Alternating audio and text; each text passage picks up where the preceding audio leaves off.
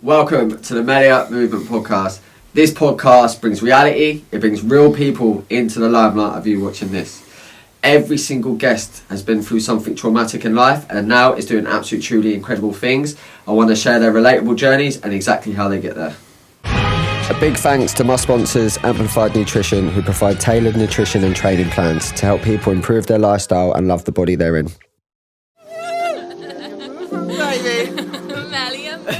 Baby. Maz, Geezer, welcome down, brother. thank you very much for having me, mate. It's been a long time coming. Yeah, Obviously, COVID stopped us from meeting the first time, but we're obviously we're here now, mate. Here now. Yeah. I'm so buzzing to hear this story. We basically started our journey off. We'll go into detail about what you're up to at the moment.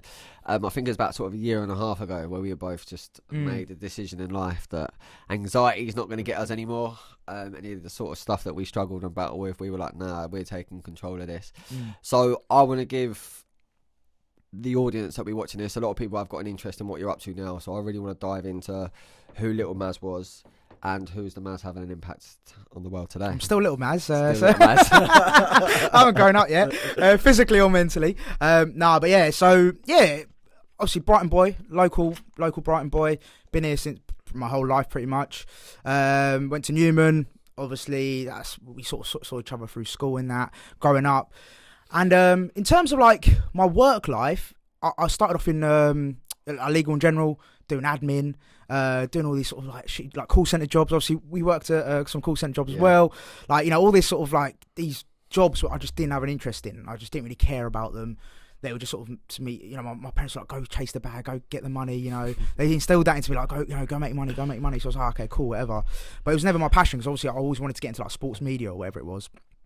So yeah, did all those sort of jobs, went into recruitment, did all these jobs. I was literally hating it. It was like 9 to 5, it was shit. Only good thing about it was I was going to the gym consistently, because it was like my sort of only sort of joy in life. Yeah. I was going to the gym like twice a day, eating really well, eating my 5 meals a day, like, great shape. But then apart from that, work, didn't have an interest in it, didn't care, was just shit, basically.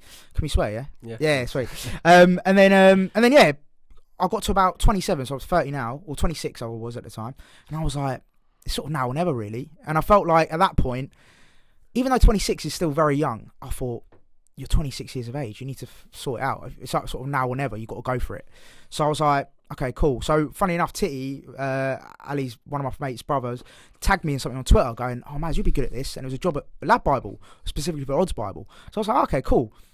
I'll apply for it. Why not? Didn't have any sort of real experience. Did a bit of YouTube with like 2 of my best mates. Did a bit of YouTube. Did some like radio work, like at a local NHS hospital. Bloody, you know, Doris on just dying in the background. I'm there hearing my voice. You know what I mean? Probably the worst thing could ever happen. Her last experience is Maz's voice before she goes. Imagine that, poor Doris. So I was doing that. So like, yeah, a very minimal experience really, and applied for it. Did a 3-stage interview, and then. They just they love what I did and like what I could bring to the role. So I started off as a social editor. So that's essentially making memes, doing all the behind the scenes stuff on social media, all the posting, all the kind of stuff you see, and it was all very sort of behind the scenes. And then fast forward three and a half years now. Now creative producer for Lab Bible. So that essentially means creating original content, being the producer, overseeing it all the 360 from start to finish, making sure all the edits right and all that kind of stuff. I edit all my own stuff. I literally come up with the idea. I don't film it myself, obviously. Present it, edit it, and get it and publish it. So I literally do the whole 360, which people don't realise and don't probably see. So a lot of hard work goes into it, and it's like my sort of baby. Do you know what I mean? When that goes out, I'm like, that is literally all me. Apart from the person holding the camera, the videographer, that's all me. And it's a lovely feeling. And just going from like a social editor or working in recruitment, working in, you know, admin or call centres to now doing what I'm doing is pretty crazy. Like, I still sort of pinch myself every day because I get to work with some incredible people at Lab Bible, and I get to work with some incredible talent, you know, like people I've interviewed. It's just mad. Like, to think, 3-4 years ago I'd be in that space, just would never expect it. Crazy. We'll go into the in-depth of what you're doing at Lab Bible at the moment. I want to go back to sort of let people into the struggles that you'd gone through in life. So when did It's they been a lot. start? When did they start? Because I know you suffer with anxiety a lot. Yep. So when did that all kick off? Yeah, so mate, I've suffered with anxiety my whole life. I've struggled with it, and all my like close mates will tell you, like, after a night out, I'll be proper fucked. So like, if I'm driving, I'm like, lads, I need to pull over. Like, my anxiety's flying. I can't even drive. Like, my vision would go blurry. I'd feel panicky. I'd start breathing, like, couldn't breathe properly.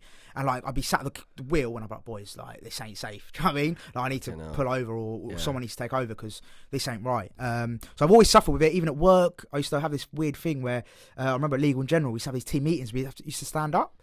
For some reason, my anxiety would feel like the floor's moving, going a bit wobbly. So I'd have to like hold onto a wall. So whilst this meeting's going on, I'd have to hold onto the wall, because I felt like I was a little bit like vertigo. a little bit like vertigo, yeah. But it was more definitely anxiety, like connected. So yeah, like there was loads of triggers, and I could see it throughout my whole life. And even when I was younger, I don't know if anyone else ever had this, but like when I used to try and eat food, I couldn't swallow sometimes. And I read up on it, and it's apparently like a really big sign of anxiety is where you're trying to eat and then you just couldn't swallow, like you'd struggle to swallow it, and then you'd be alright. It was nothing like crazy, but it was like little signs, little telltale signs. So yeah, I always suffered with it, and then it got really bad in about, I can't remember the year it was, but basically as soon as I joined Labo, which was in 2018, 2019, so it was at the beginning of 2019. So basically moved to London, obviously moved from Brighton to London, big change in lifestyle. Went there with no house, but like flat, anything like that. Went and lived with my sister in Lewisham, and literally I was in a little box room, like in her, it was like essentially her like study, which just had loads of shit in it, and it was an inflatable bed. So I moved to London, and obviously in my head I'm thinking, I'm going to London, a big city, you know what I mean? Like going from Brighton to London, it's going to be unreal. Going to be out every night. I'm working at Lab Bible. This is going to be unbelievable. Massive like reality check. Got there, and obviously in Brighton I had it good, mate. I had it cushy. Lived with my parents. You know, I had all my mates there. Going out. Life was comfortable. I didn't have to worry about money. Dinner's made when you get home. It was lovely. It was unbelievable. Like just lovely, like just calm life.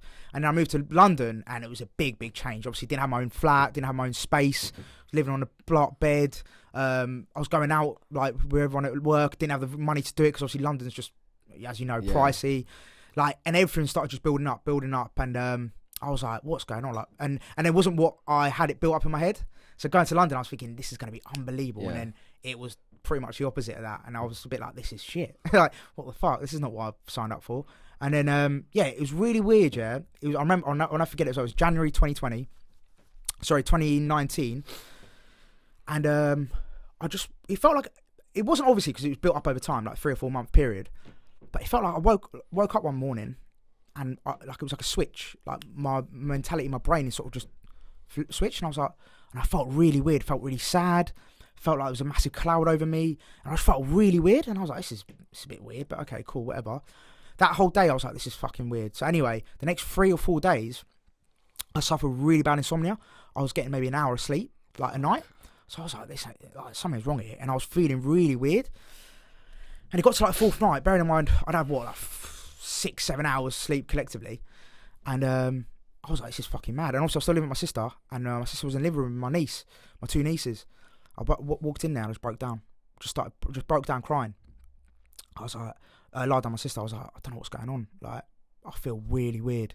Like there's some kind of weird cloud, and I haven't slept. Like, and I was like shaking. I was like visibly tired, and my sister was like, man, you need to go to doctors. You need to sort this out, because obviously there's something wrong.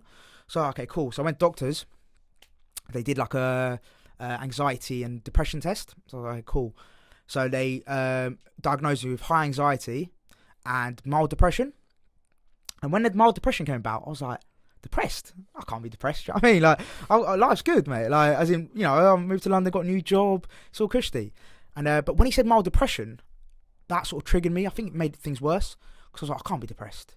This can't be right. And then that made like a bit of a snowball effect and made things worse, because then I was like, and my anxiety then took over. And then you obviously, as you probably know, with anxiety, sort of that horrible cycle where you're just stuck. And like all my thoughts were just building up on me, because obviously, like I said, all these problems I had, the money issues, am I really doing what I want to be doing in life? Like the house issue, not having a flat, all these things were building up. And I was just whizzing round in my head, just over and over and over. So I was like, this is mad. Like, and yeah, basically for the next I'd say year or 6 months solidly, but to a year, every day was hell. Like, and it's not even an exaggeration. I wouldn't wish it on my worst enemy. Genuinely, like, it was hell. I wasn't myself. I was crying most days. I was like, just felt like I might as well just end it. I was having suicidal thoughts. It was just horrendous. It was literally the worst thing I've ever experienced. And I thought, why is this happening? Every day I thought, why is this happening to me? Why me? Like, of all the people in the world, why have you chosen me? And I had that mentality for a long time. But it was only until I stopped thinking like that, I started getting better. Because once I started having those thoughts, I thought, why me? Why me? Like, self-pity, you know, I was crying. I was like, this is shit. Like, I just felt sorry for myself because I was like, why am I depressed? Why am I having suicidal thoughts? I was having intrusive thoughts as well, which was fucking mental. I can't explain to you how mad intrusive thoughts are. Can you explain that? Yeah. So, sorry, 2 secs. So intrusive thoughts is wild. Again, I didn't sort of know what it was until I experienced it. So essentially what it is like you get thoughts that aren't plausible. It's very scary and real at the time. So at the time, it's very real. You're like, oh my God, am I going to do something? Am I a bad person? And you start doubting yourself because you're like, oh, why have I thought that? Am I a bad person? Am I actually that person? And obviously you're not. It's just your anxiety and your dark thoughts taking over. And that's what I let it do, obviously. I let it take over. I let my depression and my anxiety really take over. And I still struggle with anxiety now, like to this day, but I know how to manage it much better. I'm in a much better space. I'm in a much better physically, mentally, everything's better. Your environment's a lot better. Yeah, exactly. So I can control my thoughts much better. I still have the occasional like, intrusive thought, like even with a knife and stuff. Like sometimes I get a bit funny with knives, like because I think I might hurt myself, like just because of those suicidal thoughts that's still there. So it is scary and it's a really horrible thing to go through. But it's made me stronger as a person because I'm like, if I can get through that, I can get through fucking anything. Like if I've gone through suicidal thoughts, intrusive thoughts, all this nutty stuff that you wouldn't even in your probably dream of, like to your normal person who's never suffered with mental health, to think that I've got through that, I can get through anything. That was literally, like I said, hell on earth. That 6 months to a year, it was genuinely. I remember calling up my mates, like my good friends, crying down the phone. Just being like, look, boys, I can't. And I'll never forget as well, we went on a night out, and 3 of my good mates, we were all on a night out in London. We were in a hotel room getting ready, and I just broke down crying. I was like, lads, I don't know if I can carry on anymore. Like, I feel like I might as well just end it. I remember them being like fucking class. Like, they were just brilliant. They were just like, and I'll never forget as well, one of my good friends, later on that night, he took me to the smoking area for about an hour and a half, just had a deep one. And he started crying. Like, we just had a deep one, just heart to heart. He was like, Maz, like, don't do anything stupid. You've got so much to live for. Like, you know, I know you're going through it at the moment, but it's temporary. Like, he just gave me some really sick advice, and it was just nice to be able to chat to someone. And for me, the biggest therapy I've had throughout this whole journey is talking. And it's, you know, everyone says it, but it's genuinely true. Like, I can't get any better than talking. Even now, like, getting all this off my chest, talking about intrusive thoughts and all that, like, it's maybe like a little bit off my shoulders. Do you know what I mean? Be proud of it. 100%, and it is me. Like, you can look back and be embarrassed, or like think, oh, why did that happen to me, or you know, intrusive thoughts. Like, it's not nice to admit that you had these mad thoughts. You know what I mean? Like, people might look at you like a monster, or you think you're a weirdo, or whatever it might be. But that's not me. That wasn't me. That was just like something that took over me. And I think to quote Castillo, I saw one of his quotes the other day. He goes something like, "You got to go through the madness, or you got to lose." I said, "You got to lose your mind once to find yourself." Yeah. And that really resonated with me because that's what happened to me. I lost my mind. I lost my marbles. Breakdowns create breakthroughs. Yeah, mate. I lost my marbles for like 6 months. Like, it was mad. Like, I genuinely thought that was it. I'm done. I might as well just jump in front of a train. Do you know what I mean? Like, it was fucked. It was really fucked. But I'm so proud of where I am now and how I got through it. That journey, like, you can't replicate, and you can't. I wouldn't want to change it. As mad as it sounds, like as mad as that sounds, like like the demons I had. Any other sane person would be like, fuck that, let's erase that from memory. Never happened. Let's just carry on as we did. But it's actually made me who I am now. Like, the drive I've got now, the focus I've got, like the way I want to be. It's just made me. I think it's sort of created me from that, like Bane in Batman. Do you know what I mean? I got created in the darkness. Day. Yeah, no, exactly. So yeah, mate, that's a bit about my mental health journey. And like I said, I still suffer today, but it's much more manageable and it's not as frequent. It's gone from daily to now maybe once a week or once every month. And then now you probably just go, right, I know I'm going to be on edge today, but I'm just going to laugh about it. 100%. Yeah, and I think that's one thing I've learned is, like you said, is now that, yeah, I am going to suffer. And I don't think it's ever going to go away, really. I don't think ever my anxiety is going to dissipate or just completely go, which is a bit sad. Like, no one wants it, do you know what I mean? No, yeah, but at the same time, it might be a little good thing because it might keep you the way you are, do you know what I mean? It might keep you on your toes a little bit, Right, as mad as it sounds. And do you know what? Yeah, like, with my anxiety was bad, like, I think it maybe like 3-4 years ago, something like that, like savage. But the amount of overthinking I done made me so fucking thorough in everything that I done. So I just started going, do you know what? I've got it. This is my fucking. I literally use it as like a superpower now because I'm overthinking something, but I know every decision is going to be so thorough and so perfect. The only thing I would say is when you say something to someone and you walk away and you think, oh, they took that wrong way. Don't start, mate. Honestly, I do that. I'd send a message like, I'll really apologise if I've been a bit out of order there. They'd be like, what you on about? Yeah. Oh, mate, obviously in my line of work, I interview people on a daily or whatever.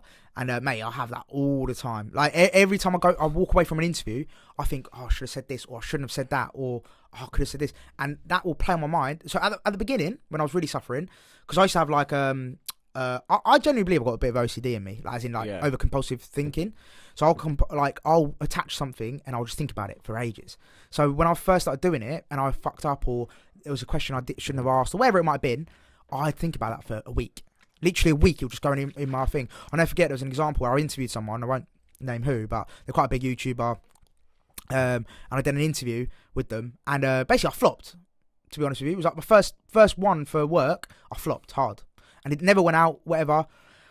But I look back on it and I think I learned a lot that day. Like I learned what not to do, what to do, and also as well. Basically, I remember there was like one line where I messed up. I can't remember exactly what it was, but I said something and then the person looked at me like, "What the fuck are you on about, mate?"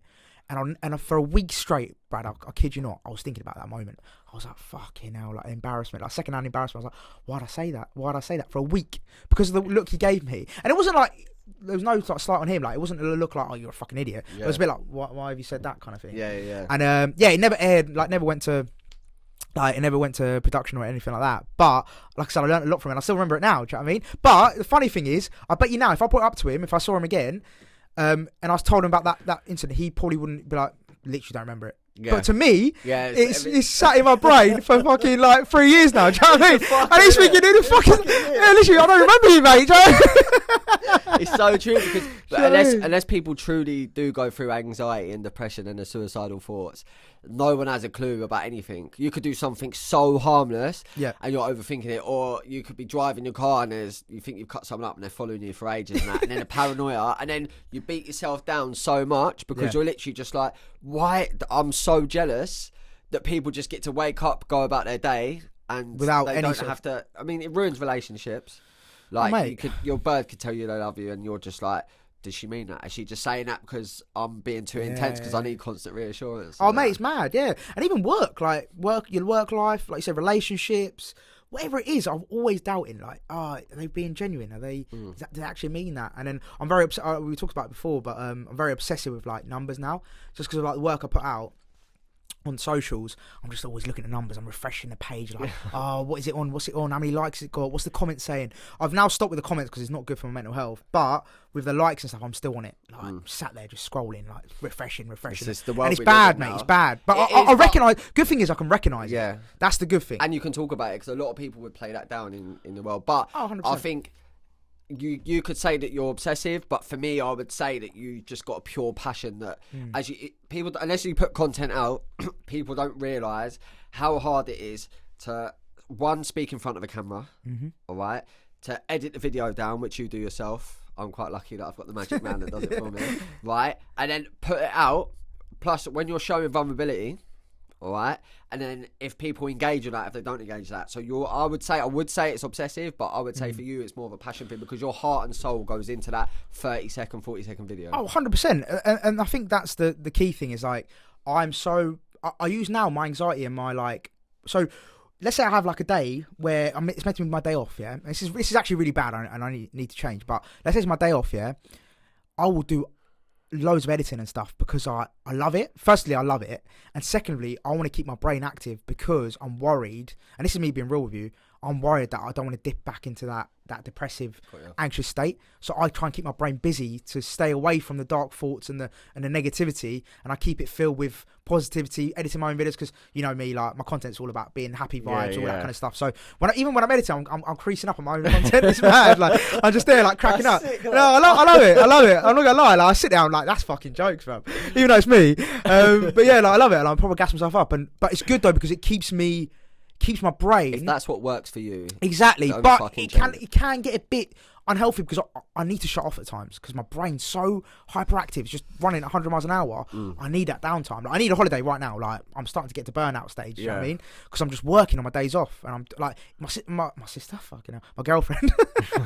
She's on at me all the time when I'm sat there on my laptop. Let's say on a Sunday, she's like, "Man, I thought you said I wasn't going to work today." And I'm like, "But you don't get it, Sylvia. You don't get it." Yeah, Do you know what I mean? I'm just like, first of all, I love it. I love creating content and I buzz off it. But second of all, it's to keep me busy, because if I sit there, two things: I feel like I'm being lazy and someone's beating me out there. Yeah. They're doing more than me. And second of all, will my mind wander? If I'm sat there on a sofa, will my mind wander to bad places, or that anxious state where I don't want it to be? So instead, I can be productive and keep my mind busy. Yeah. Exactly. So yeah, whether that's true or not, time will only tell. I think I need a detox, basically digital detox. I think that's what's needed. But yeah, we'll see. Editing and work is your therapy. It's the way Yeah, that's a good way of looking at it, actually. It's I your coping like that. mechanism. Yeah, 100%. I'd say creating content and editing and having that time, like just sat there in front of my computer, obviously probably isn't healthy from like a physical aspect, but from a mental aspect, definitely. I feel like it's definitely therapy. My other therapies are talking, cooking. Like, I've got my little therapies now where I like keeping fit. Do you know what I mean? So they're like my 4 sort of pillars. Where and they're all, the way I look at it is, they don't only help my mental health, but they also make me productive.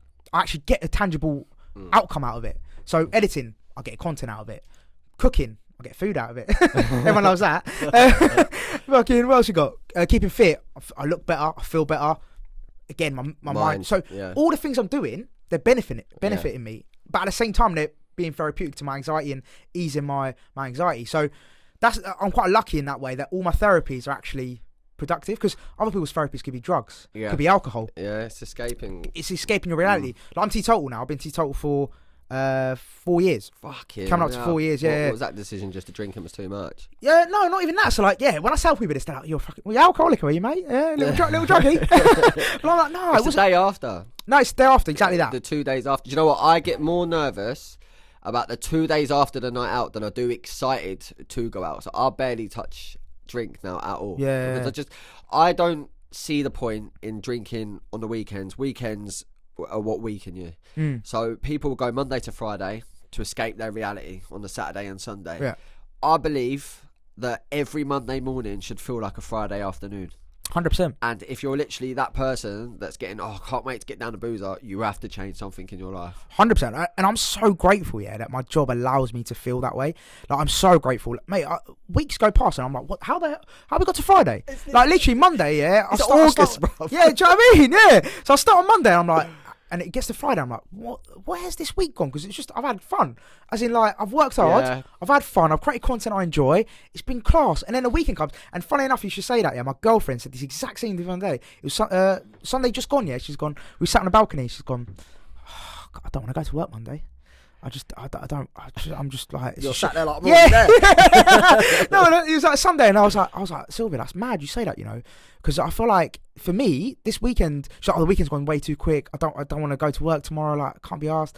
And I was like, that's mad, like, not saying, because not everyone's as fortunate as us, do you know what I mean? We're very lucky, we've got to remember that. You say, I wouldn't say we're lucky. We've put ourselves in them fucking positions. No, true. But in the sense that we've got ourselves there, that's not luck. I'm not saying the way we got there is not luck, but we're lucky to do a job that we enjoy. Yeah. That's what I'm trying to get at. Yeah, 100%. I agree We're with that. very lucky to do something we're passionate about. We're lucky about. Like, you love what you do and you're passionate about it, which makes your life 20 times better. 100%. And I'm the same.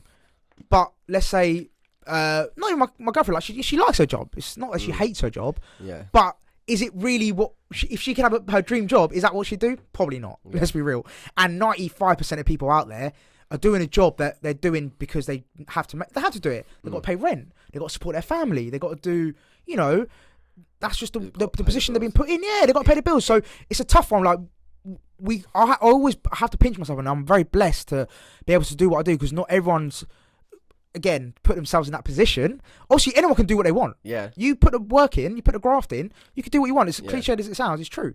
Facts. You can do what you want. But it's whether you got the mindset and the drive to do that. And then once you're in that position, don't start saying, he's lucky. How's he got in that position? It's like, because they ain't got a clue. They haven't got a clue, because every person that's in a position of, and I don't even count myself as that, but in a position of whatever, they've worked their fucking bollocks off to get there. There's no two ways about it. And I didn't realise that until about 2-3 years ago myself. I looked at people, I thought, how's he got that? And I used to get a bit envious of people sometimes. And I'd be like, he's doing what I want to do. How's he got there? Yeah. He's done nothing to get there. But it's bullshit. The thing is, no one in this world, you look at billionaires, you look at successful people, you look at sportsmen, no one is better than anyone. People are just further ahead. They started their journey a lot earlier. I mean, I've done 6 years going abroad for summer. So when I've got back, everyone that just left college, go to university, they're fucking 6 years ahead of me. But no one is better than us. So you should, in your industry, you should just be like, I've just got my foot on the ladder. But now it's perfect because you know exactly where you want to go and you know the path to get there. 100%. And also as well, it's funny you say that actually, because I always look at people. Some people go to me, mad, you get nervous when you're like interviewing X, Y, and Z. And I'm like, do you know what? I used to. Like before, basically, since I had my breakdown, my life sort of changed actually. Like I've become less fearful. Like I'm like, if I can go through, like I said earlier, if I can go through what I went through, I could do anything. So now, going up to interview anyone, I don't get that fear. I don't really get, I still get a little bit of nervousness, which is normal, but I don't get fear. And that's because they're human beings just like us. Like Ed Sheeran, I interviewed him at the Brits.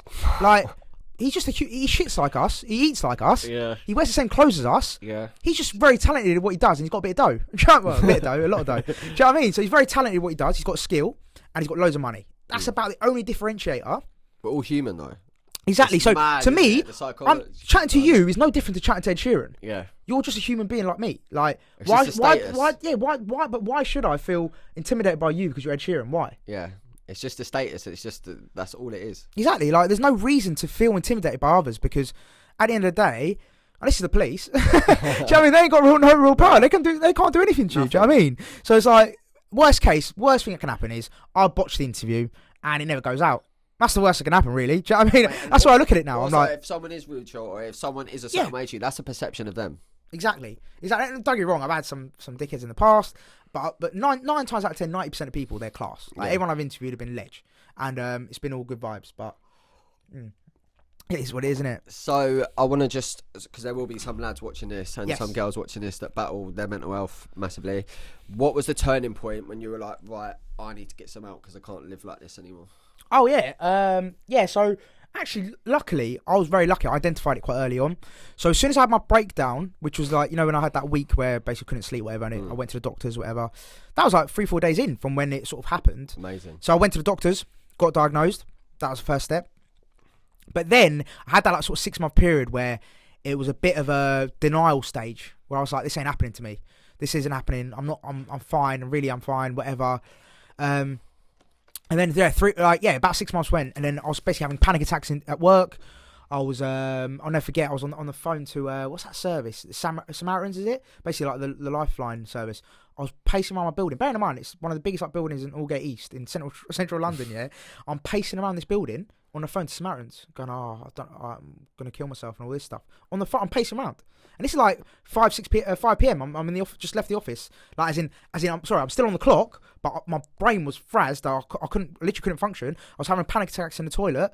I was like, I don't know what's going on here. Like my brain's just going into overdrive. So literally on the phone, just going around in circles, just on the phone to them. They're like, you're gonna be all right. Like they were brilliant, to be fair.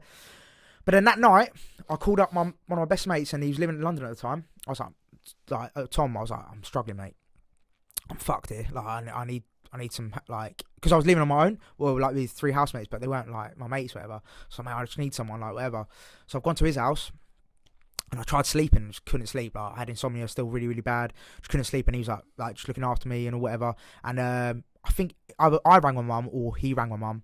And my mum and dad came and picked me up that night from Brighton. They drove all the way to London, picked me up. I had a week off work, rang my boss. I was like, really struggling, like I just need some time away from work because I was basically having panic attacks. I was like, this ain't productive. I'm not getting any work done. Like I'm not even myself. So yeah, I went to Brighton and basically just sat down with my parents and again broke down. Just broke down in the living room. Just went, look, I'm not well. And the funny thing is now looking back, it was quite funny. My dad goes, first thing he goes, and he's old-fashioned, isn't he? Old-fashioned Iranian geezer. That's the same as mine. Yeah, and he goes, Maz, do you know what you need? And I went, what's that, Dad? He goes, just a strong shot of vodka. And I was like, a whiskey, that's it. I was like, for fuck's sake. And also I was teetotal as well. I was like, Dad, first of all, I'm teetotal. And like, it's not, I don't see alcohol as a way out. Like, don't see that's a good way of dealing it. But obviously, he's old-fashioned. He doesn't really get the whole mental health struggles. No one that generation does. Yeah, but my mum was like very understanding. She gets it, and but over time now, my mum and dad really, because they've seen the implications of it and they've seen me break down multiple times now. I think my dad now gets it. Yeah. He knows it's real. It's not me like I'm not going through an episode or I'm not going through a bad month. Do you know what I mean? Like the way he looks at it, he's like, oh, you're just having a bad week, mate. Like, you'll be all right. It's so weird. You said that. So I came downstairs. I remember when because I bottled Marvin up for a while because I was like, no, like you'll be cool, it'll be alright, I come down and my dad was literally just like, mate, you're just having a bad day, like just go and get an early night or whatever. Yeah. And then that same evening I went and sat on my mum and dad's bed and I just cried my fucking eyes out. Yeah, first time my mum and dad would have ever seen me cry at like teenage years, and I was just like, I can't do this anymore. Like I cannot go through this. It's just so painful, so painful. And then we went. My dad don't think he really understood it, but then my mum was like obsessed with learning about anxiety, mental health, why my body language would be a certain way. Then she'd like listen to this. That's class, yeah. And we was in a pub once, and I've just like, it was the Temple on Christmas Eve, and you know how busy that gets with everyone in there. And I'm sat there, and I'm like, literally looking around, and like when I go into places I can't have my back to the door. I need to know like the environment and stuff, and suddenly I've just got up, not said a word, and I've just bolted out the door. And then I come in and my dad was just like, I understand now. I get it now. I think you need that moment in it. It's where they sort of just like, because I'll never forget my moment similar to that. It was we were all around my sister's house and I was still really struggling, and my nieces were there, my sister, so I've got two sisters, mum and dad, and my two nieces and my brother-in-law. And we're all just having dinner. And it got to like, and I was obviously they could tell it was a little bit. They could tell I was fucked, but like I sort of held a brave face. And I think everyone does, doesn't it? Like to sort of put on a brave face. And then I don't know what happened. I just broke down on a dinner table, and I'll never forget.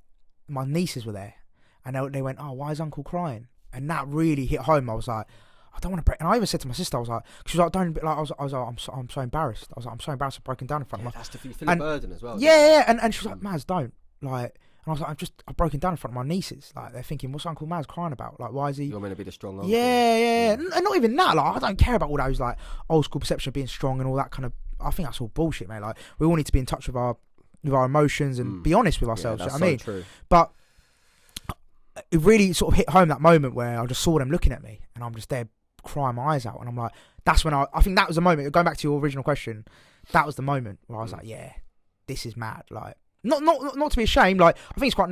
Well, it's quite. Well, I'm saying now, I'm so proud that we can have this conversation. Yeah, exactly. And like, I feel like it's actually mad. Like when we got, maybe when my nieces are older, because at the time they're like 4 years old or whatever. When they're older, maybe when they're like 16, 18, maybe at a good age, I can sit down with them. Like, do you remember that? Or they probably won't, but I could be like, look, I broke down in front of you, and I think that's a really beautiful thing. As in, I let my emotions out in front of my whole family and in front of my nieces, which I didn't want to do because, again, like, it's a lot of questions that my sister probably doesn't need. Like, you know what they're like what, why, who, what, where, like, do you know what I mean, all those questions, and my sister's there like getting peppered by questions like, why is Uncle Matt's crying? But I think it's a beautiful thing because, yeah, and that was like sort of my change point. I was like, I need to get help, like proper help. So yeah, I went to therapy, did hot yoga. Hot yoga was a game changer, bro. Like, people might look at it and laugh, mate. Hot yoga was mad. Like, I did it for about 6 months, hella expensive, but it was worth it. It was like, mate, in London, 150 quid a month or something. It was nuts. And also at the time, like, I was making peanuts as well. But I was like, I want to prioritise my mental health over making money. 100%. I was like, I'd rather spend 150 quid a month to feel a bit better. But you ain't spending it on booze anymore. Well, exactly. There's a lot of stuff I've cut out. Booze and stuff like that. So like, it's a massive thing that I identified what I was going through straight away. So as soon as I went through that week of whatever, when I had that insomnia thing, I stopped drinking alcohol that week. Literally that week, I stopped drinking alcohol because I was like, this is only going to make me worse. It's never going to help me. It's just going to make me worse. Yeah. And I literally decided from that point onwards, that's it. And I'm quite lucky. I'm quite strong-willed. If I want to do something and I put my mind to it, shutters it down. That's it. Yeah. Like, if I want to get a six-pack, I'll go get a six-pack. Obviously. You did do that, though. I did do it, yeah, once. I'm trying to do it now. I'm struggling, mate. I'm about to hit you up. But no, yeah, like, I'm quite lucky that if I want to quit something or do something, I can do it quite quickly. My sort of coping mechanisms at the time, things that got me better was talking. Went to therapy, booked into therapy sessions, did hot yoga. That was a game changer. Got myself fit again. Started going on runs, going gym, etc. And then the big one was just talking, just doing what we're doing now. Just sit down with someone, whoever, mate. Honestly, first people meet me, they must think I'm mental, because the first thing they go, like, if they're on a night out, they're like, "Oh, you're not drinking." I'm like, "Nah." They're like, "Why don't you drink?" I went, "Mental health," straight away. And they were like, "Oh, like mental health." That's like, sick. what do you mean by that? And then I literally, I've never met you in my life. I'll just go on I'll give you a 15-minute little story about why I'm teetotal. Yeah. And I'll just say, literally lay it all out on the line. I don't care who you are. I just feel like you've asked a question, so I'm gonna give you the answer. The thing is, as well, is you're fucking proud of that. Which you should be, because I don't give a fuck. Yeah, you can be one of these people who think you fucking hard, going to football games, you Stone Island, battering the fuck out of each other, get the badge in. But there's nothing more manly or more hard than fucking actually going, "Do you know what? I'm fucking struggling. My mental health is in absolute tatters." And there's nothing more powerful than just going, "I need help." And speaking and being able to be brave enough to sit down and speak to another bloke about it. There should be no stigma. There should be no fucking shame around it whatsoever. 100%. Mate, I've had really close mates who've sort of opened up to me and have gone, "Maz, like, I want to do what you've done. I want to stop drinking. I want to, better my life. I want to, do this, do that. How do I do it?" But I'm no messiah. I'm no fucking, fountain of knowledge. I've got my personal experience, and everyone's different. I think that's the key thing. Everyone is different. Everyone's got their personal journey. Everyone's got their own experiences. No one's the same blueprint for success or for having a happy life, having that pursuit of Exactly, mate. But like, everyone's got their own path, and everyone's got their own, good things and bad things in life. Like, there's no one's the same, and that's why when it comes to advice, I'm like, I can only give you what I've gone through. Yeah, I can't give you what you need. and when I was going through it, that's what I wanted as well. I was like, I need someone just to give me all the answers. Yeah, I need all the answers now. I need to stop being depressed. I need to stop being anxious. I need to get out of this hellhole. Like, I need to get out. But it's just, you're never going to get out of it unless you work on yourself and work on, right, what are my triggers? What are my downfalls? What's making me sad? What's making me anxious? Until you identify that yourself, no one's going to do it for you. Yeah. With anything in life, no one's going to do anything for you. Like, let's be real. You have to take action. You got to do everything yourself. Yeah. Whatever is in life, you got to do it. It's unbelievable. How is it now?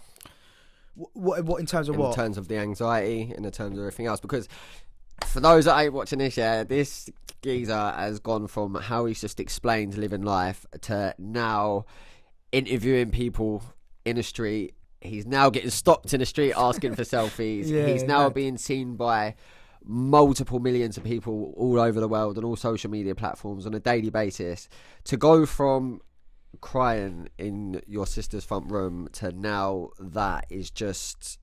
Even if I would have said that to you back then, like, this is where you're going to be, you'll be like, "Mate, I can't even leave the fucking house." How does that go? Yeah, mate, it's mad. I'm sure you would have seen it as well on socials. That quote's going around. It's like, in 5 years ago, you wouldn't have dreamed where you were on the sticky note. Yeah. And the grammar killed me, by the way. Just on a side note. And that's why I didn't share it. But that really resonated as well. It's like, it's so true. Like, 5 years ago, mate, if you told me I was doing what I'm doing now, I'd literally laugh you out the room, because I just didn't have the drive. I didn't have the motivation. I didn't have the sort of work rate. I didn't have any of the attributes I got now back then. I had the dream. I had the ambition. I had the wanting to be where I want to be. But there was no action. But there's no action. Yeah, I was like, I really want to be a famous presenter. There's no confidence with anxiety. No, exactly, because you doubt yourself all the time. You're like, I'm not good enough.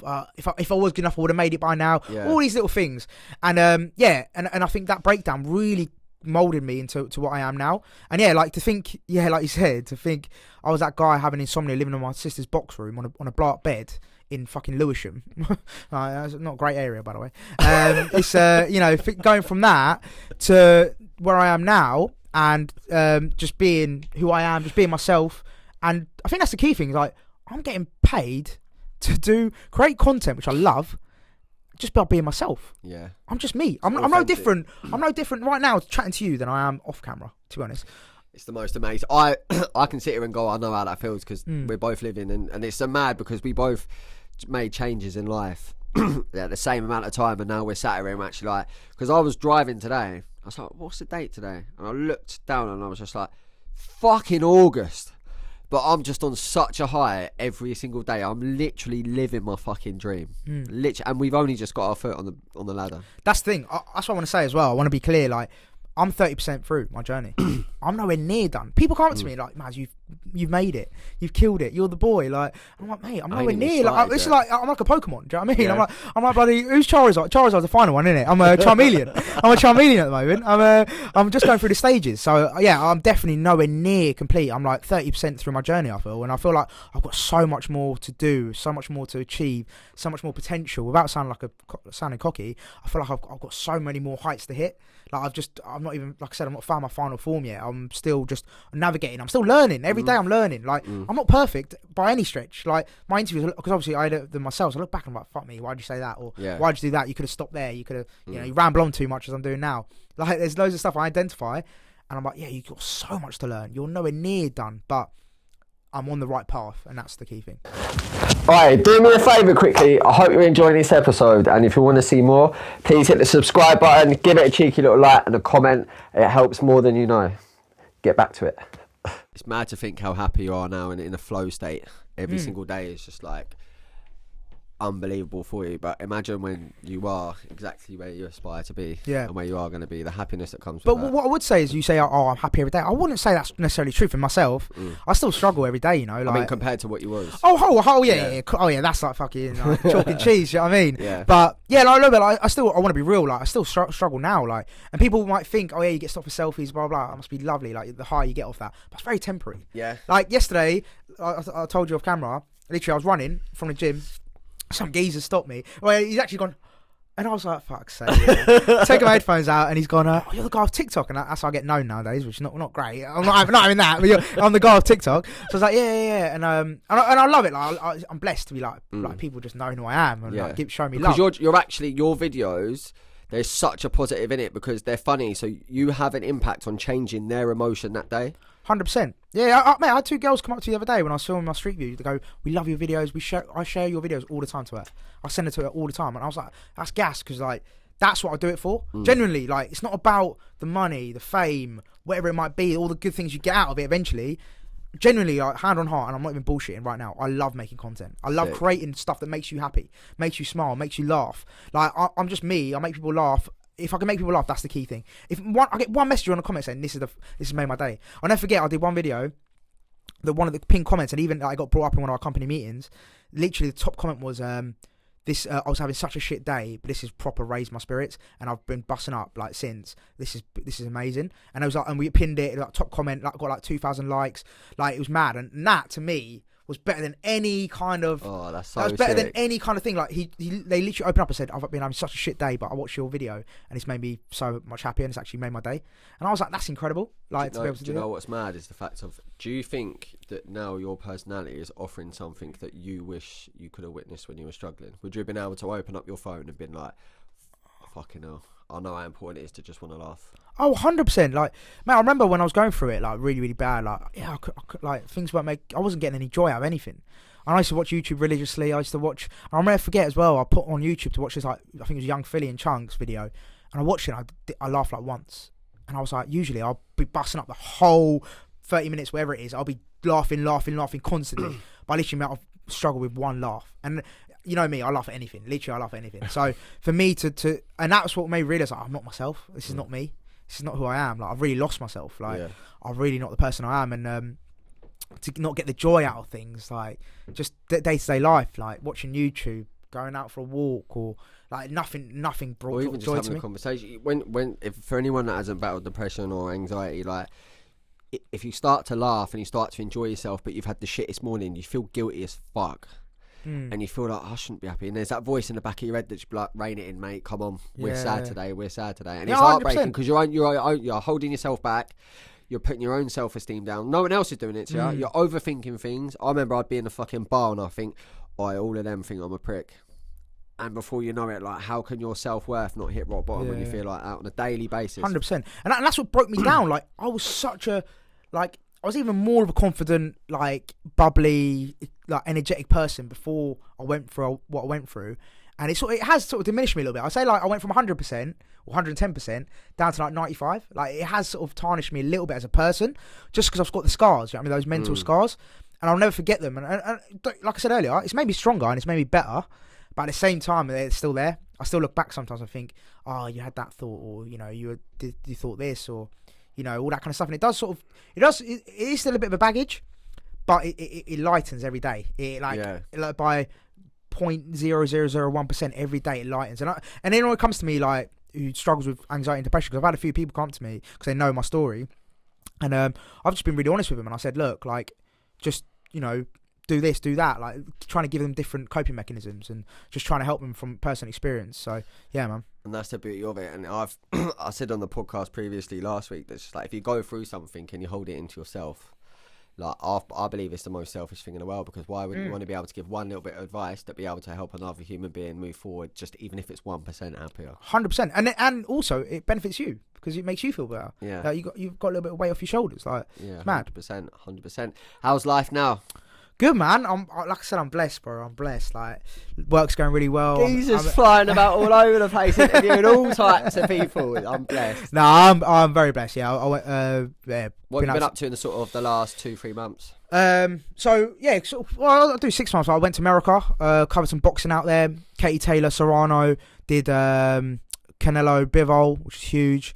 Did that, got to interview Jake Paul, interviewed Canelo, interviewed Bivol, all big heavyweights. Katie Taylor, all big names in the boxing world. Eddie Hearn as well, my boy, Uncle Eddie as I call him. We're best mates now, aren't we? So yeah, that's been incredible. Done the F1, went to Saudi Arabia, covered the F1 out there. Done some interviews with Lando Norris, Danny Ricciardo. That was incredible, man. To think I was just buzzing about these kind of people. Did the F1 in Silverstone as well. Saw Paddy the Baddy there, interviewed him. He's a fucking nutty guy as well. Love it. He put something out the other day that was so powerful. Oh, that was incredible. I was there. I was in the arena.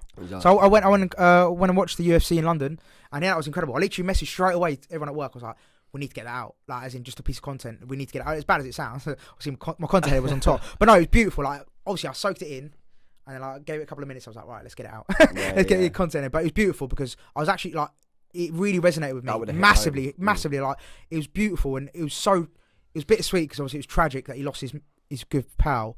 It was tragic, but it was so beautiful how he turned it into such a powerful awareness. And like he used. I think it's so key. And I know you're a big advocate of this. Is that he used his platform for better? Yeah. He used being on live on BT Sport, whatever it was, this massive platform, and a lot of millions of people around the world watching it. He used that moment to raise awareness about mental health. He didn't have to do that. Nah, sick. He didn't have to do it. So sick. Obviously, he was probably very raw because he just, his mate just passed away. It's all very raw. And I remember as well, I seen behind, when he went backstage, he broke down and all this stuff. And it's beautiful to see him being so open. Obviously, it's horrible to see what happened, but it's beautiful that he's used his platform and his voice to really bring that awareness. But yeah, man, interviewed some amazing people, and I've got some amazing projects coming up as well. Going out to the Dutch Grand Prix in a couple of months, end of this month, sorry. So a lot of F1 actually. Been to a lot of football stuff, like basically all kind of sporting events. Done the Brits when it came about. I just do lots of stuff, mate. Anywhere they want me, I'm there. And also do all my public stuff as well. Do all my videos in public. So I'm trying to be consistent and trying to be spread myself. I don't want to like pickpocket myself into one thing. I don't want to be the guy on the street. I don't want to be the sport guy. I want to be that guy who can do everything. And I've done a few commercial stuff as well with a few brands through work, not personally, but through work that I've done. Yeah, through brands we work with, and the content's coming out soon. So yeah, I'm really excited. Like it's all going well, and I'm very lucky that I feel happy that I'm being noticed for my work, for my craft, and being yourself. Yeah, exactly. I think that's the beautiful thing. Is like I'm no different off camera than I am on camera, and I think to be recognised for people, like I'm getting messages internally at Maz, like we want to use you for this, we want to use you for that, and that's beautiful. Like to be able to have that recognition, like them seeing my work, and also it all stemmed from doing my own TikTok.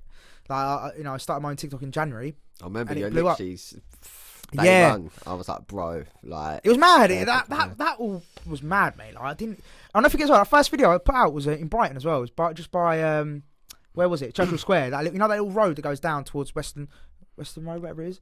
I filmed that, and mate, that blew up like overnight. I think it ended up on like 500k views, and I was like, that was my first ever video I posted on my page. And I was like, what the? I was like, what's happening here? I was like, this is nuts. I was like, what's just happened? And I was like, this is mad. Like, I'm gonna carry on doing this.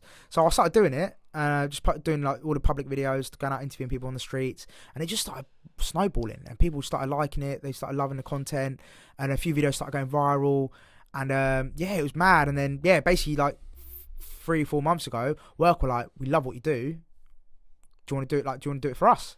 I was like, yeah, man, of course. Like, yeah, love it. So now I do it for work. So, yeah, man, it's a crazy. So you had that vision and you took action, and now it's your life. Yeah, exactly. I was like, because I always knew I could do it, and I always wanted to show the world I could do it. I was like, how can I do it? And obviously, TikTok's a brilliant platform. Like, I think it's a beautiful platform because it can literally make you overnight. You can literally start your career overnight. Like, that's the beautiful thing about it. And I was doing videos. Don't get me wrong. I've been doing videos for like work and stuff for like the last year and a half now, but only up until 6 months ago, I really ramped it up by doing my own TikTok. Yeah. And that's when everyone internally was like, oh yeah, like we can stand up and watch this. Like, you know, let's take some notice. And then yeah, I started getting offered more and more opportunities to do on screen stuff. So yeah, man, it's just been a crazy wild journey from January. Literally started in January, and I think by the March, something like that, 3-4 months, I got up to like 60k followers, and I was just like, this is mad, like crazy. Yeah, it's crazy, and it was a beautiful thing because then it got me noticed by, you know, people in industry, people at work. Like, it was just great, and that's what I wanted to just show people I could do it. You're currently living your dream now. Yeah, man, and yeah, man, it's been a wild journey, and it's just beginning as well. It's just beginning. Would you say you're proud of yourself? 100%. I think I'm maybe not as proud as I should be. So jet lag. Yeah, I get that. Honestly, I get that. It's like our body is creating something we absolutely love to do, but our brain is like overwhelmed and like 5 years away from it, because we're like, shit, we're actually doing this. It's until you like sit down and have a conversation, or you say it, you're like, yeah, what the fuck? Like last night, I put up a bit of content. I was like, everything that's happened over the last year, and I read it back and I was like, what the fuck? But that's why it's so important every single day to be present and enjoy the journey. 100%. I think that's the key thing as well. Like, I've never been present. Like, I've always...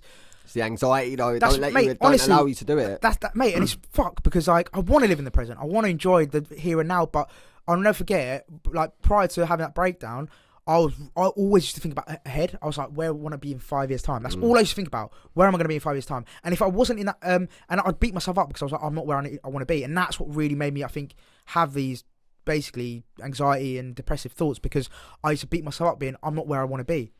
These other people are younger than me, or they're the same age as me, and they're way far ahead. Yeah. And I used to beat myself up. And I was like, you're fucking shit, mate. You might as well give up. Might as well give up. You're shit. But then, crazy.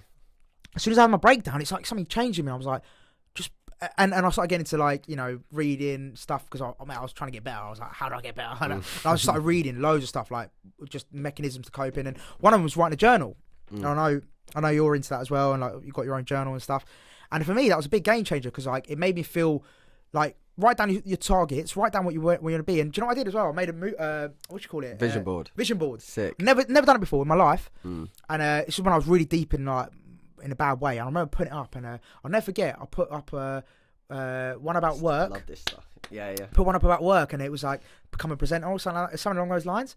And it's actually mad, yeah. And I've never been into that. I'd never believe all that sort of like shit. And I've always been a very like doubter of like vision boards and shit. I'm like, how can that even work? Do you know what I mean? Yeah. But they're fucking mad. It's mad. Like, mate, some of them actually came through. Like, I remember did one for like become a presenter, which essentially I've become. One of them was like create your own channel. Done that on TikTok. And this is, bear in mind, this is like 2.5 years ago. Yeah.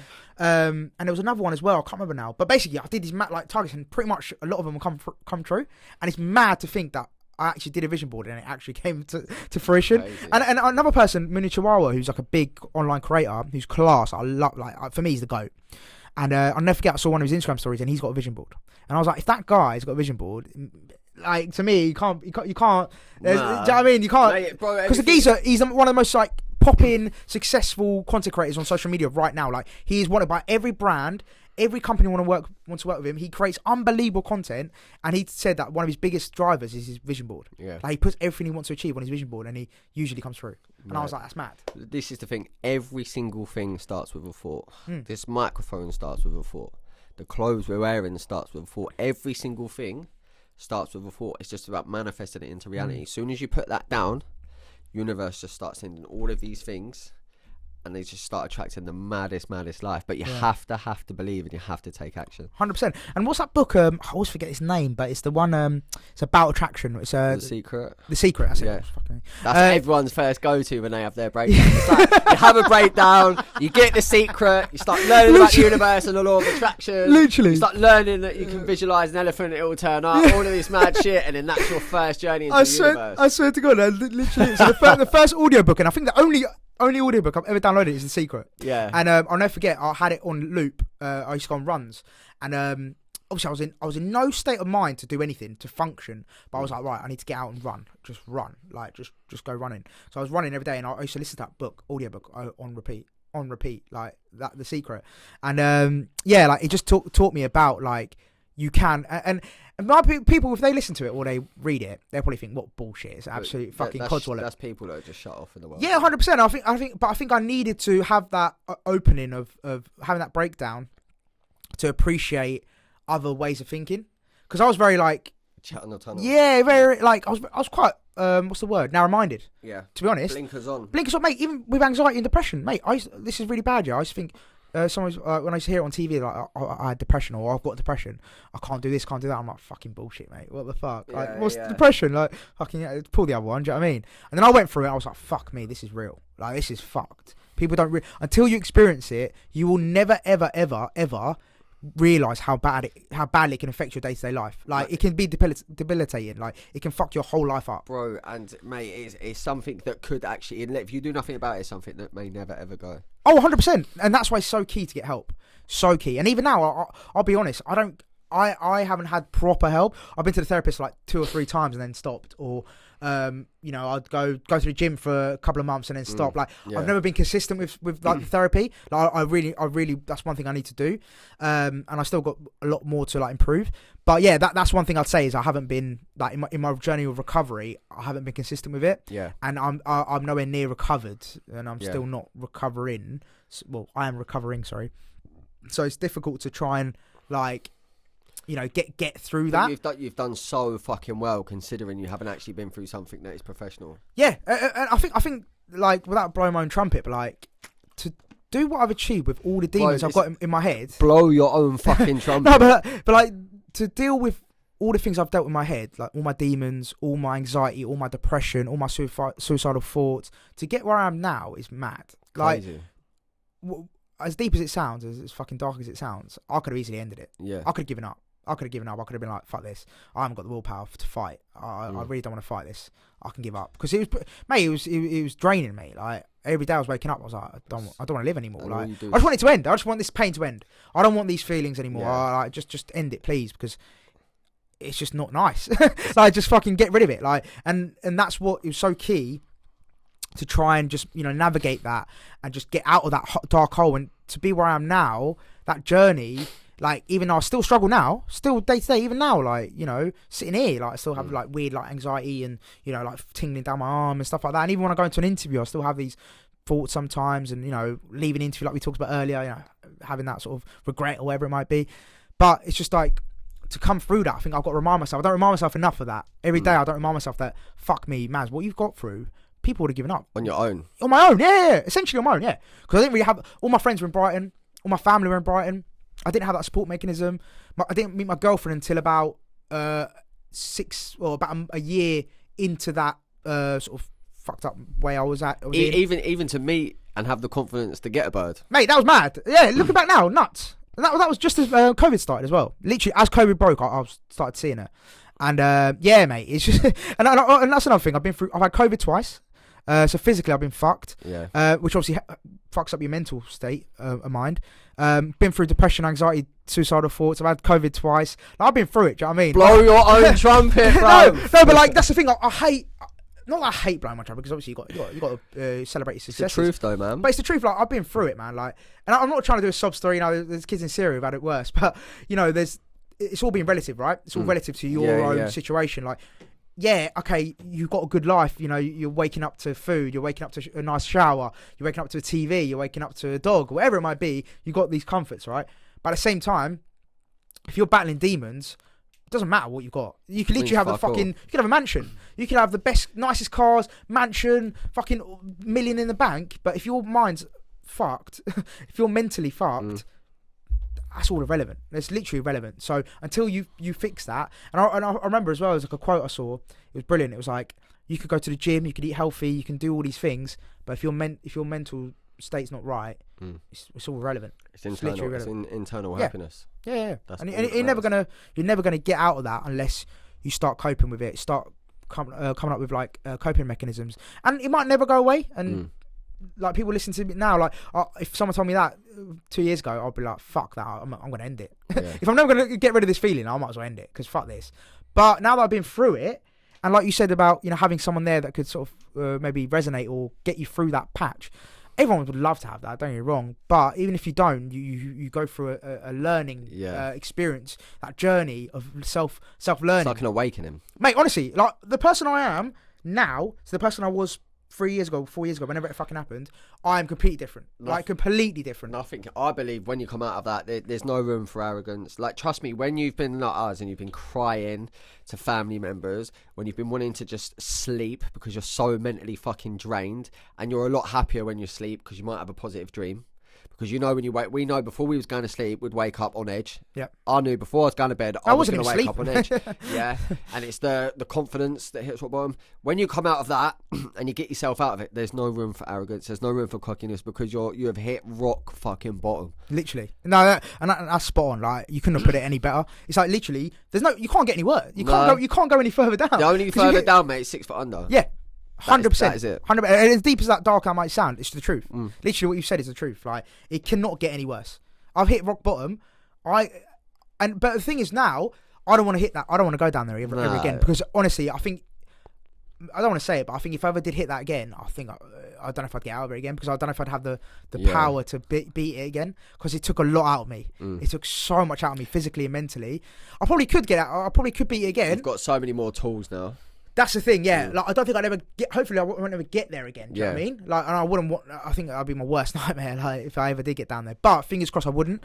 But like you said, if I did, I now know, right, okay, so do this, and hopefully it should ease a lot of the pain and the worries. So yeah, man, there's a lot to learn, and you learn a lot, like, through the journey, man. It's mad. You come out and you just come out glowing, and just, I can't explain it. Like, I wouldn't ever wish a breakdown on anyone, but 100%. Fuck me, I wish you could just go through it and come out the other end and see how strong and powerful you are, because you can't get hurt. You're vulnerable as fuck. Yeah. Like, nothing, when I tell you, nothing can hurt you. No words anyone says, no criticism, no nothing. Mate, even now, like, if someone's watching this, and then let's say a couple of weeks down the line, they try to use it against me. Or, do you know what I mean? Like, oh, you're fucking weirdo, mate. You had intrusive thoughts, you fucking weirdo, whatever. Like, you were going to rape someone. I was like, well, no, obviously wasn't. It was my fucking weird alter ego. Do you know what I mean? I was going through a very fucked up time where I was having dark thoughts. Yeah. And if they try to flip that on me and be like, oh, you're a fucking weirdo, I'll be like, mate, who the fuck are you? First of all, who the fuck are you? Yeah. I couldn't give a fuck who you are, mate. Like, I could not give a fuck what you think, mate. I know I'm confident within myself, who I am as a person, what I've done, like, where I've been. I'm calm. Like, where your words literally do not mean anything to me. And the only reason you know that is because I was strong enough and vulnerable enough to put that info out. So fuck off and thank you for the view. Exactly. Thank you for the comment, and fuck off. Now, that's the thing. Like you said, it's like fucking Eminem in 8 Mile. Do you know what I mean? He uses. Yeah, he says all of the words are bad against him, so then the geezer's like, I'm fucked. Yeah. Exactly the same as here. Vulnerability is the most powerful tool in the world. Bro, I've told the world everything they need to know about me, so no one can hurt me. No one can tell me something I don't know. Like, you can say anything to me now, and I'll be like, sweet. What's your point? I know. No. I told you. I was the one who told you. Do you know what I mean? Like, what are you trying to say? What's your point? So I think that's a beautiful thing, and it makes me confident as a person, and it's great for my line of work, because, going to speak to someone, you need to have that confidence. Yeah. You need to have that confidence of, like, anything they might say to you, or they might try and catch you off guard. You got to have the confidence to bounce back at 100%. Them, whatever. So it's the same principle. So yeah, man, it's mad. Sick, bro. I am so fucking proud of you. Oh, thanks, man. I'm proud of you, mate. Thanks for having me on, mate. Honestly, it's I love this. I've honestly looked forward to this so much, because I wanted to share my journey, because I think it's important, like you said, for people that's gone through it and actually see, oh, okay, he's gone through it, I can get through it as well. Yeah. Same with you. He's been through it, and look where he is now. Look what he's doing now. And I think it's so special, like you said earlier as well, to be able to share this with you. Like, to sit down and just have this mad conversation, just going through all journeys of life and all these crazy situations or thoughts that we've both had, and just to be able to talk about them, and hopefully someone listening, even like you said, even one person just take something away from this, even like one little like coping mechanism or something I've said or something you've said, just take that one thing away, genuinely, like hand on heart. That's all I care about. All like, it means, that's just all to bring a smile to someone else's face. And do you know what? How natural it's felt. Yeah, mate. That's how every conversation should be in my books, mate. We just sat down having a conversation. It should never be forced. We're just having a conversation, man, and we're trying. I love what you're doing as well. I just want to say that on camera. Brad Parker's a fucking legend, mate. Honestly, mate, you're killing it, and I just love that you're doing this. Like, we need more of this in the world. Do you know what I mean? No, really, honestly, it means the absolute world, mate. No, mate, you're smashing it, and I love the content as well. Like, it's just it's great to see other people's stories, and I'm buzzing. You told me about the one this morning, and I'm buzzing to see that, and like all the other ones you put out, mate. Like, it's just great to see everyone's perspectives. I think it's so important to everyone's different in this world. No person's the same, and so everyone's journey is gonna be like mine might sound tame in comparison. Sorry, I just fucking spat on the mic. Mine might be tame in comparison to someone else you might speak to, but all our journeys are worth just as much. Yeah. There's no one's journey is worthless, as in not worth as much as anyone else's journey. It's just different. Yeah. We all go through different journeys. 100%. We've all got the same life. We all want to achieve the same things. We want to be happy. And it's just one person's navigated it in a different path than I have. That's it, man. So I want to bring like relatable life stories. It's just, you see these podcasts and you see these people that are like celebrities with millions in the bank. I want to show people in this world that you could, when you walk into Costa, you're going to say, I saw that podcast the other day. Do you mind if I just have a little chat about X, Y, and Z? They're not the finished product. They're still battling. They're still going through shit. But I just want everyone out there to just know, like, even just watching this is two lads who have been confident in themselves, that have suffered mental health problems, that have wanted to leave the world. And now we're just fucking living our absolute dream. So as I said, if one person watches this and takes away something from it, man, it's fucking unbelievable. Couldn't have said it better myself, mate. So good. So at the end of my podcast, I ask every guest, melior means for the pursuit of the better in Latin. How do you plan on pursuing the better in life? Pursuing the better in life. I was prepped for this as well. You stumped me. I said this was going to happen. Pursuit for better. I suppose it's just every day, just learning. I think that's the key thing. Just learning and bettering yourself as a person. I think that is the key thing. I'm nowhere near the finished project. I'm so far in my journey, like early in my journey. Still got a long way to go. But if every day I'm learning something new, I think that's the pursuit of better, being better. Like, I've learned something new today. That's now I can take that on, that tool, to get better. That's for me is the key thing. It's just self-development, whether it be spiritually, whether it be physically, whether it be in your work life, whatever it might be. As long as every day you're learning something new and opening your mind to others, people's perspectives and opinions, and whatever it might be, you have become a better person. You have become better.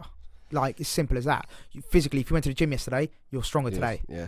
You read a book, you've learned some knowledge. You watched a podcast, you've learned something out of that. You take it onto your day. But the key thing is, don't just do it for the sake of doing it. Do it because first of all you enjoy it, and second of all, do it to make you better. Like, everyone, I think everyone wants to be better, right? It's just a natural human emotion. We're our happiest when we're progressing. Exactly. And if you stagnate and you're just stuck in a rut, this is when the depression, anxiety, and that kicks in. Exactly. So yeah, for me, just keep learning, keep improving, be better, and yeah.